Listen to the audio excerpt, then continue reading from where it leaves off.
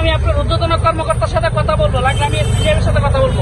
উনি বলছে আপনি যা খুশি তা করেন। এই কথা বলার পরে আমাকে ওরা কয়েকজনে মিলে সে থেকে আমি ফিরবো না। আপনারা জানেন আমি একজন আফ্রিকান প্রবাসী, 11 বছর আমি আফ্রিকাতে থেকে আমার সন্তানকে আমি মানুষ করছি।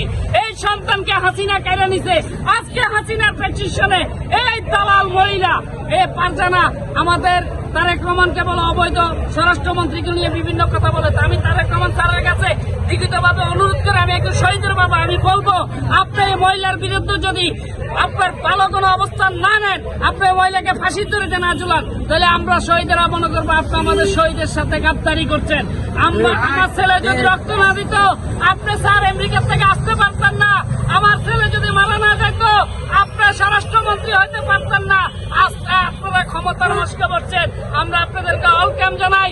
আমরা আপনার সুন্দর মতো দেশ চালাবেন এটা আমরা জানাই, কিন্তু আওয়ামী লীগ পেশিবাদের সাথে আমাদের যুদ্ধ, আমাদের সংগ্রাম চলবে, ইনশাল্লাহ চলবে। আমরা জামাত বুঝি না, বিএনপি বুঝি না, আমরা সবাই আওয়ামী লীগের বিরুদ্ধে। আমাদের সাথে কোনো কথাবার্তা নাই। আমরা চাই ফারজানা আমাকে যে মার্চ